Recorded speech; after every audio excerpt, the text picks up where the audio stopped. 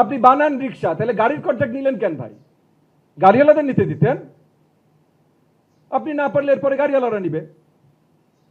আমি তো ভাই আমার বাচ্চাদের উপর আপনার এক্সপেরিমেন্ট কইরা কাজ শিখতে দিব না। 5,500 কোটি টাকার প্রকল্প, পুরো দেশে না পাইলট 5,500 কোটি টাকার প্রকল্প, মেট্রো রেলের সমান প্রকল্প। 1% almost of our national budget, annual national বাজেটের অলমোস্ট 1%। এখন এই কথায় যে অ্যানুয়াল ন্যাশনাল বাজেটে 1% খরচ করছি, বাচ্চারা সঠিকভাবে খাবার পাচ্ছে না, এই কথাটা যদি জনগণের কাছে যায় তাহলে জনগণ ক্ষিপ্ত হবে না খুশি হয়ে হাততালি দিবে? তবে আপনারা এটাও ধরে নেবেন, এটাও পরিষ্কারভাবে আপনাদের মনে রাখবেন যে মিডিয়া রিপোর্ট দেখে আপনাদের ডাকাও হয় নাই, মিডিয়া রিপোর্ট দেখে আপনাদের ধরাও হয় নাই। সবকিছু কিন্তু আমাদের ইনভেস্টিগেশনে যা বেরিয়ে আসছে, আমাদের উপজেলা শিক্ষা প্রাথমিক শিক্ষা অফিসার, আমাদের জেলা প্রাথমিক শিক্ষা অফিসার ডিডিরা যেগুলো রিপোর্ট আমাদেরকে দিচ্ছেন, বা থানা থেকে যে রিপোর্ট পাচ্ছি, সেই জায়গা থেকে সেটার ভিত্তিতে আমাদের এই যে নতুন নিয়মাবলী তৈরি করা, আপনাদেরকে আজকে ডেকে আনা। এবং এগেন মেইন পয়েন্ট হলো আগামী দিনগুলোতে যেন জিনিসগুলো ভালোভাবে হয়, এবং যারা ভালোভাবে করতে পারবেন না তারা করবেন না। It's that simple. ব্যবসা তো এইভাবেই হয় ভাই, ব্যবসা তো প্রোটেকশনিজম দিয়ে হয় না। ক্যাপিটালিজম মানেই তো এইটা যে আপনি প্রপার ডিমান্ড ফুলফিল করতে পারবেন, আপনার ব্যবসা সফল হবে। আপনি ডিমান্ড ফুলফিল করতে পারবেন না, সরকার জোর করে আপনাকে জীবিত রাখবে না।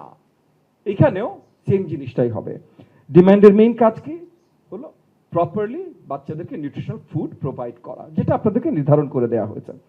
আজকে এই মিটিং এর পর একটা সাইন আপ শিট আছে, এই সাইন আপ শিটে সকলকে সাইন করে দিয়ে আপনারা বের হবেন। এই সাইন আপ শিটে বেসিক একটা জিনিসই লেখা আছে, সুন্দরভাবে লিগ্যাল ভাষায় লেখা আছে যে আমি এই মিটিংয়ে উপস্থিত ছিলাম, নতুন যে নির্দেশনাবলী দেয়া হয়েছে আমি এখানে বুঝিয়া পাইয়াছি। এই নির্দেশনাবলী বুঝিয়া পাইয়াছি, আর কিছু না ভাই, তো এগুলো পড়ে নেবেন আরেকবার। লিগ্যাল ভাষায় লেখা যে উপস্থিত ছিলাম, নির্দেশনাগুলো বুঝিয়া পাইয়াছি, মানে বুঝিয়া এখান থেকে বের হয়েছি। তো এরপরে যদি আপনারা ফলো না করেন তাহলে আপনারা লিগালি লায়াবল।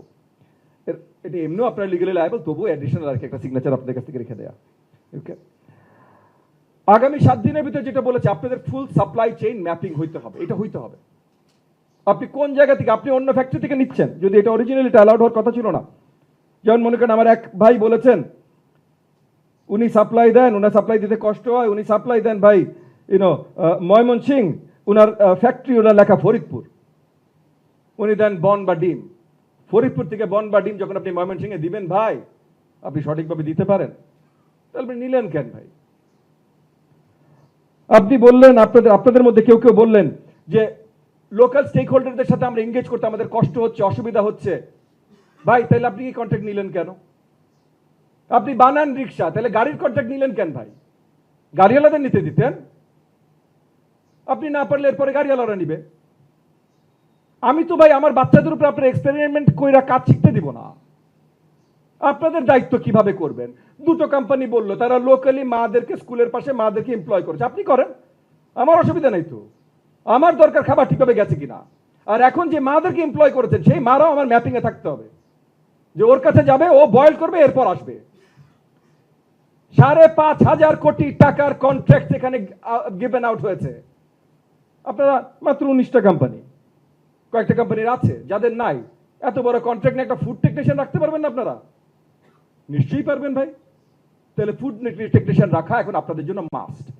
এবং ফুড টেকনিশিয়ান র্যান্ডম কাউকে বাজার থেকে নিয়ে এসে না, কোয়ালিফিকেশন পিডি অফিস থেকে চলে গেছেন ইতিমধ্যে, আর না গেলে সামনে চলে যাবে। এই কোয়ালিফিকেশনের ফুড টেকনিশিয়ান দিতে হবে। এইটা করে আপনারা বাংলাদেশের বিশাল আপনি এমপ্লয়মেন্ট বাড়াই দিবেন না। 19টা কোম্পানি 19টা ফুড টেকনিশিয়ান দিবেন। যারা সাপ্লায়ার থেকে মানে ফ্যাক্টরি থেকে ম্যানুফ্যাকচার সেপারেট নিচ্ছেন, ওই ফ্যাক্টরি যদি সাপ্লাই করতে হয় ফুড টেকনিশিয়ান দিতে হবে। আপনারা খেয়াল রাখেন ভাই, ফ্যাক্টরি আলাদা আবার আমাদের কাছে না আসে, আপনারা বিল দেন না। আপনারা কন্ট্রাক্ট করেছেন ফ্যাক্টরিগুলোর সাথে, না আসে তো ভাই আমাদের কাছে, ফ্যাক্টরিগুলো আমাদের কাছে আসে। সো এন্ড সো আমাদের দিয়েছিল 30 লাখ 40 লাখ 50 লাখ টাকা আটকে আছে, বিল দেয় না। এগুলো করেন না আপনারা।